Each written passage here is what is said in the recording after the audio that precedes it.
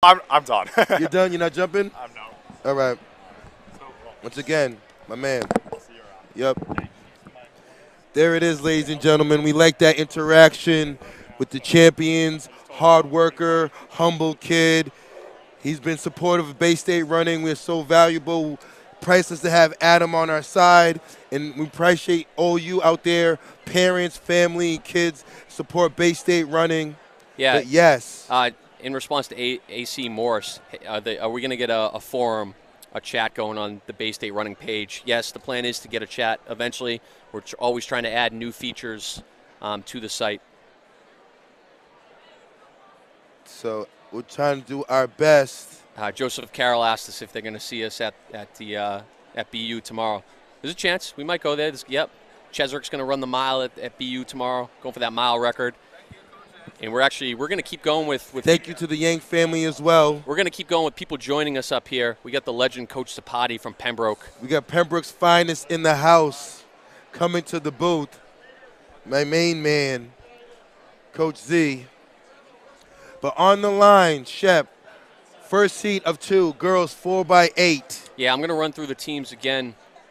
If you didn't hear me the first time we went over it, in this first heat of the girls 4x8, it's going to be Coventry High School from Rhode Island, Oyster River, New Hampshire, Cumberland, Rhode Island, North Kingstown, Rhode Island, Scarborough of Maine, MDI High School of Bar Harbor, Maine, Marshwood of South Berwick, Maine, South Burlington, Vermont, Essex, Vermont, Hartford, Vermont. Not sure any of these teams can drop a time that's going to challenge in the seeded heat. But shout out to the group welcome. Chat. We're at 450. There's a Hartford, Vermont? Dude, there's a Hartford everywhere.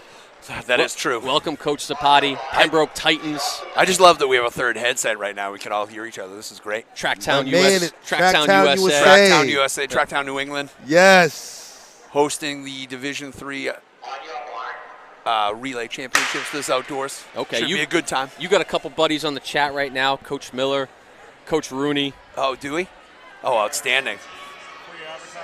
Am I going to? Okay, shout out to Berkshire Running Camp. There it is. There it is. Go get it. Go get it, Berkshire Running Camp. Shout out to Weymouth Camp in the summer. If you're in the South Shore, you're looking to get better. Mike Miller, Zapati, Rooney, they're working at a Weymouth High School. We have a girl. It's in Hinsdale, Massachusetts, out in Western Mass, out in the Berkshires.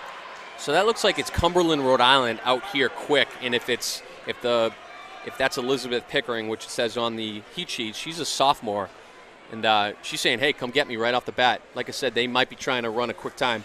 Coach, have you ever had a full bite in an unseeded heat, try and drop a quick time? 100%. I feel like every year, whether it's the All-State meet or New England's, that unseeded heat, really of any relay, always finds its way into the top 6. I'll never forget, I think it was 2013, Hingham boys ran 7:59 out of the unseeded heat. And, I mean, they were lapping teams by the second leg. It was unbelievable. So you always, I think, unseeded heats, you always find your way into the mix a little bit, especially in, like, the 4x2. A little less traffic, a little less crazy. All of a sudden, you run 131 out of the unseeded heat for a guy's team, and boom, you're in the top 3 or 4. Yeah, a little less likely in the 4x8, but you bring up Hingham from, I remember 2 years ago. Lincoln Sudbury Outdoors ran that 7:53. 7:53. In the unseeded heat, and all the coaches in the seeded heat start looking at each other and like, not only do we have to try and win, we have to go fast. So my team ended up winning, luckily, but we were running against time as well. So and especially as a high school kid, you're trying to win against the competition you're facing, but at the same time, in the back of your head, you're like, man, I hope I run fast enough, and is that going to negatively affect you during the race? Yeah, and get you kind of off your game a little bit. Who just popped out and won here? She's moving good. And that's Coventry moving. But right now, the group chat is closing at 475. That magic number of 500 is right there. Can we get 500 people live? I do look like Shep's dad. That is ridiculous. Shep has a beard. He looks a little older than me. I mean, I am like 4 years older than him. That's Oyster River from New Hampshire on the first exchange. Coach H could only dream about growing the beard that I have going on here. Coach H's got to put a little milk on that, let the cat lick it off. Little something. Little bit. I look My look is a little bit more like Bradley Cooper in A Star Is Born. I don't know if you guys have seen that film. My hair's getting there. That's a great flick. It's a great. I watched it again last night. You got to work on the voice though. You got to get a little more scrappy. Maybe it's time to let the old ways die. Maybe we shouldn't go there. That's not good. I think my mic's off. But back on the track, we got a race. Yeah, it's Oyster River. 2 ladies. Oyster River in Cumberland.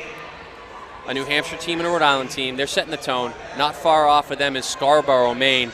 You know, those Maine athletes take the hike down here. Probably, I don't know if they have a bank track up there in Maine. UMaine had one for a long time. Under 200 meters. I think at UMaine now it is 200, I think. Cumberland, always a good club out of Rhode Island. Well, we talk about Connecticut, Rhode Island, New Hampshire. They all ran on flat tracks at their state championships. So in the 300, the 600, that affects the time. So we're going to see some fast unseated heats today. They're going to put the pressure on the seated heats. Yeah, like you said, unseated, especially in the 300 meters. All of a sudden you got a kid coming in, flat track.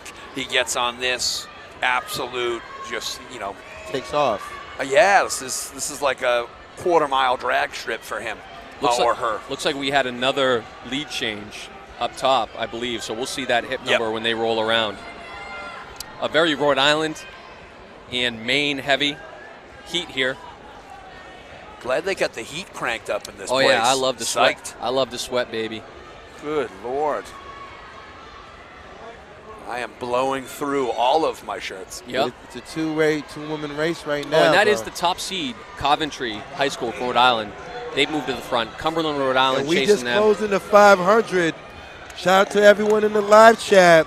500 people watching. 500 people live. We got to big it up. Not sure Coach H loves anything more than a live chat. That might be his favorite thing. Video games live chat. It's one of the two. Yeah, I'm a gamer, guys. Coach Z always needs a 15-second delay. That is a good call. I don't even think Coach H knows that there's a camera right up in his grill over here. If he did, he'd probably be. Or you just stare at it the whole time? You know, I'm getting ready for that second heat, the final heat. Can we hit 1,000? By the time the 4x2 starts? I mean, why not? Let's get to a K, babe. We've been pushing it. We've been going 350, 400. I think everybody's joining. 450.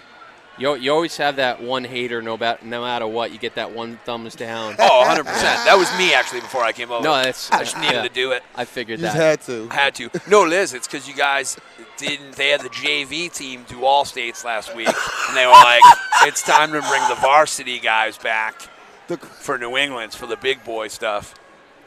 And then they brought you in the anchor the DMR. That's a little far. All right, so more than 2 laps. We have Coventry. North Kingstown has now gotten the mix from Rhode Island. So it's Coventry, North Kingstown, and Cumberland. You're 1, 2, 3 running single file here. They look like they're cruising. I'm going to guess it's going to take a 9:30 to place today. I would think so, yeah. Because the 4x800's first today. Teams aren't used to that. So you're running fresh at this meet for the 4x8, which a lot of teams did not do the previous week.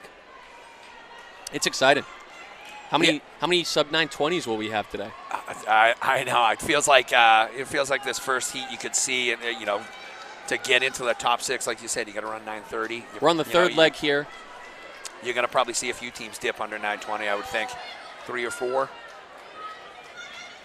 We already have some rumblings about the boys 600 coming up today. Yes, Malcolm Gong, who ran 150 in the 800.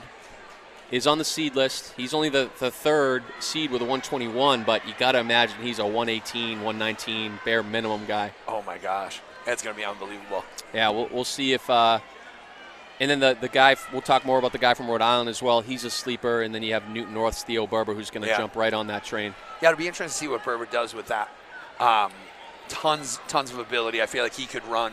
I think he's something in that range. I think he's going to return back to at least the 119 and maybe get back to that 118 that he ran 2 years ago. Super competitor too. Like you know, 55 meters left. It's close. He's getting after it. Yeah. You know, and being I don't know. It's going to be fun to watch. So interesting tactic. I don't see Grace Conley running 4x8. I kind of had a feeling that Natick was just going to go with their young squad today that ran last week. Conley's got some bigger fish to fry. Is she going to single today? Just run one event, or is she going to? She's not entered. Oh, she is. Oh, because next week. Yeah, right. Grace Conley's not entered today. Right, not at all. right? Yep, that's who I was talking about before. Oh, Darius Kipiego from Rhode Island. I'm gonna pass the mic because we have the New England champion Oh, in the house. Let I'll me get pass my it. main man. I'll pass it. Oh, H is getting in there. Yeah, so what's we're being joined by Brian Santos Brian, of nice to see you, Shepherd buddy. Hill. Brian, let's chat a little bit. You had a little bit of a disappointment last week at the All-State Championship. Right. I mean, looking at your body language, it never looked like you were too down about it. You bounced back this week. What kind of preparation did it take this week to get your head straight? During practice, I've been working hard. I've been like practicing so hard, running a lot of 40s and maintain my speed, my running form, everything. And I just got the dub today, and it's all about hard work. And so we saw Adam Yang in the hurdles do the same thing. You know, you both looked good at your respective divisional meets, and then you both had the disappointment last week at All States. He talked about just, you know, focusing on in visualizing the win this week. Yeah. Hey, I think I don't know. I'm speechless right now, and I just finished. All I can say, I finished strong this week, and finished my season. Now it's national next week, and yeah. What are you looking to do at nationals? Oh, I'm trying to become All-American. I mean, at least top 6. I know a lot of people are gonna work hard for it and trying to get a huge PR, and yeah. So it seemed, Brian, it seemed kind of easy for you to almost turn the page from All-States to New England's. Do you think the All-State loss kind of sets you up for, you know, being a little bit more fearless going into the national meet? Like, hey, I got nothing to lose. I can be top 6 all day. All I got to do is bring it.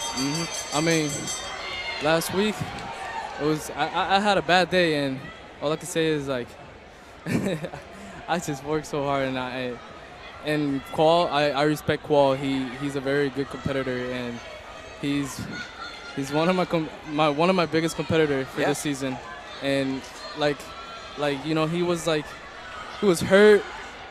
He pulled his hamstring and everything, and I respect that he came back and he finished strong this season, and I really respect that. Real quick, Qual. on the track, this is going to be Coventry of Rhode Island for the heat win. Not going to be quite quick enough to place today, but that's 10:08 for Coventry. Yeah, probably not going to be able to do it with that, but that's solid effort. Yeah, from most those guys. likely a season best for them. So Once again, so many Snapchat handles right now. Congratulations, Brian Santos, Shepherd Hill, just a junior, so he'll be back next year. Soon to be All-American. Yeah, Brian congratulations. Santos. thank you, man. Congrats, brother. Good job. Yeah, have a good weekend and day. Wait, we'll try to. Yeah. I got 3 kids, baby. I just hang on for dear life every weekend. That's why. Not only is he a phenomenal runner, ladies and gentlemen, he's a great human being. Adam Yang, champion, is strong and he's humble. Great kid. But now, Brian Santos, legend. Lot of Coach wheels. Z, Yes, sir. you know a lot about 4x8s. Shep, Coach Shep, you know a lot about 4x8s. You guys had several teams be All-Americans. When you go into the 4x8 Today? in a big meet like this, what is the conversation you're having with your team? Yeah, I mean, with the 4x8, it's all the guys got to be on. You know, especially personally, my 4x8s, we never really had a stud on the anchor. So for us, it's everybody's got to do their job on their leg, remain at the front. It's certainly a relay that a lot can happen in you know, one mishap can take you out of it, but also one great leg can reel you right back into it. I don't mean to bring up a sore sorry. subject, but